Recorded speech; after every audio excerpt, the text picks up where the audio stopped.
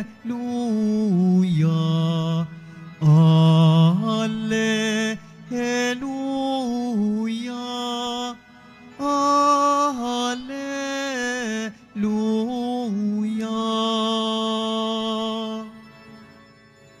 Ito ang kordero ng Diyos, ang sala ng sansinuko, pinapawi niyang lubos. Alleluia,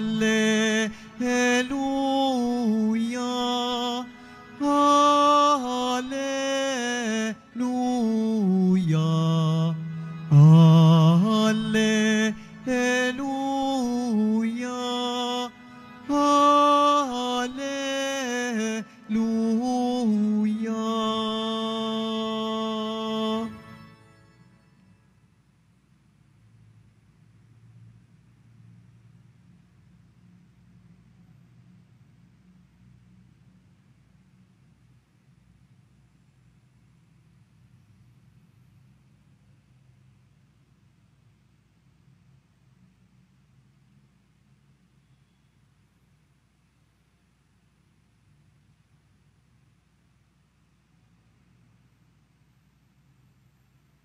Sumainyo ang Panginoon. At sumaiyo rin. Ang mabuting balita ng Panginoon ayon kay San Marcos. Papuri sa iyo, Panginoon. Noong panahong iyon, sinabi ni Juan Bautista sa kanyang pangangaral, "Darating na kasunod ko ang isang makapangyarihan kaysa akin, ni hindi ako karapat-dapat magkalag ng tali ng kanyang mga panyapak. Binibinyagan ko kayo sa tubig, ngunit bibinyagan niya kayo sa Espiritu Santo." Hindi nagluwat, dumating si Jesus mula sa Nazaret, Galilea, at siya'y bininyagan ni Juan sa ilog Jordan. Pagkaahon ni Jesus sa tubig, ay nakita niyang nabuksan ang kalangitan at bumababa sa kanya ang Espiritu na gaya ng isang kalapati, at isang tinig ang nagmula sa langit, "Ikaw ang minamahal kong anak, lubos kitang kinalulugdan." Mga kapatid, ang mabuting balita ng Panginoon. Pinupuri ka namin, Panginoong Hesukristo. Magsiupo muna po ang lahat. Good morning po sa inyong lahat. Batiin muna natin ang mga katabi natin. Good morning. Ngayon po ay January 8, 2024. Isang araw bago ang pinakahihintay nating pista ng Pong Jesus Nazareno. Ngayon pa lamang, mga kapatid, bigyan natin ng malakas na papuri at pasasalamat ang ating mahal na Pong Jesus Nazareno. No? Napakaganda po ng gayak nila Kuya Richie sa ating altar ngayon. Makikita ho ninyo, mukhang taon-taon ito rin ang inaabangan natin. No? Ano kayang itsura ng altar sa fiesta? Mga kapatid, ilang oras na lamang po, Nazareno, 2024 na. Mamayang alas 3 ng hapon, simula na ng ating mga fiesta masses.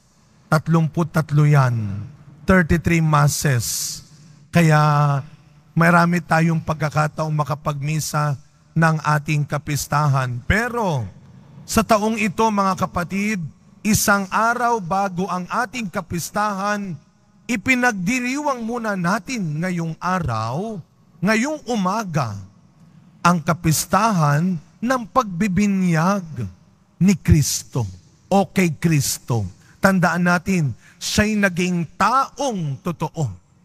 Siya ay bininyagan ng kanyang pinsan na ating patron bilang parish, si Juan Bautista sa ilog Jordan. Mga kapatid, ang araw na ito ang hudyat ng pagtatapos ng panahon ng Kapaskuhan.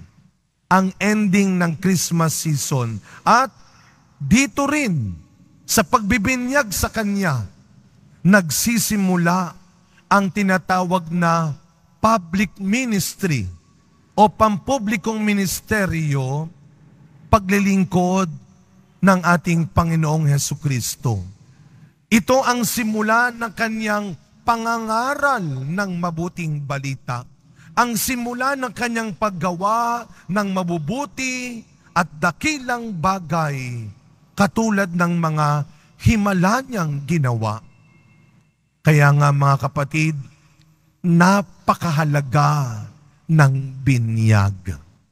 Tandaan natin, bago siya nagpagaling, nagpakain ng mga nagugutom, bago niya pinatawad ang mga makasalanan, bago siya gumawa ng maraming himala, bago siya nakakuha ng mga alagad, bininyagan muna siya.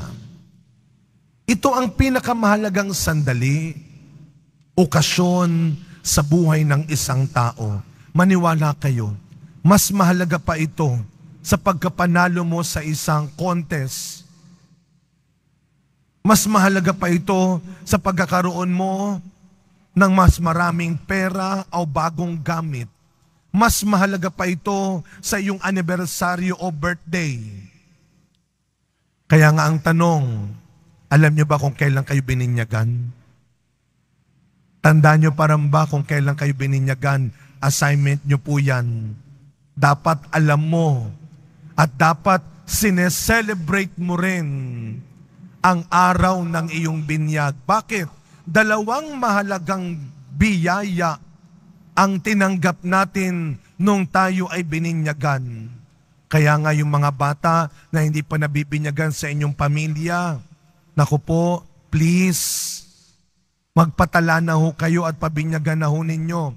Unang biyaya, ang pagkalinis, ang kalayaan natin mula sa kasalanang mana o orihinal.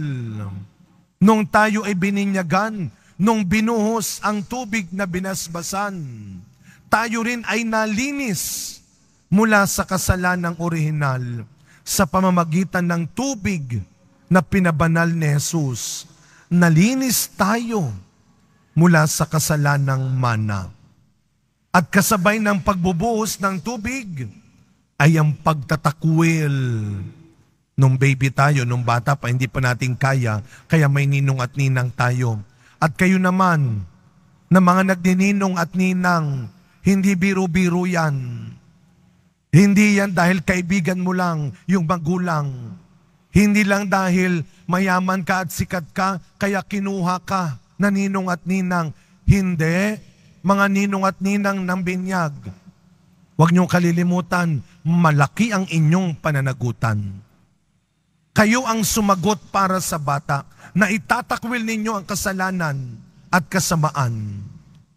Huwag yung kayo ang nagiging dahilan at kayo pa ang nagtuturo. At ngayong malalaki na tayo, huwag nating kalimutan. Ang kasalanan itinatakwil, hindi iniipon. Ang kasalanang ikinukumpisal, hindi pinaparami at hindi inaalagaan. Kaya nga minsan, pag ako nagpapakumpisal, nagugulat ho ako. No?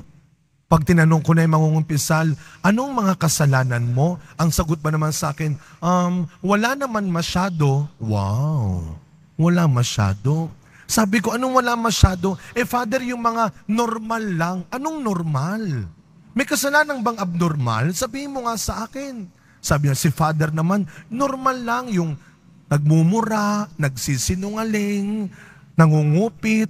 Ay kailan pa naging normal ang manira ng kapwa? Mag-iingat kayo kapag nagiging normal na ang mga kasalanan sa iyo. Ang tawag ni Pope John Paul II dyan noon, culture of death. Nawala na ang pagkakaiba ng kasalanan at kasamaan kesa sa normal na buhay mo.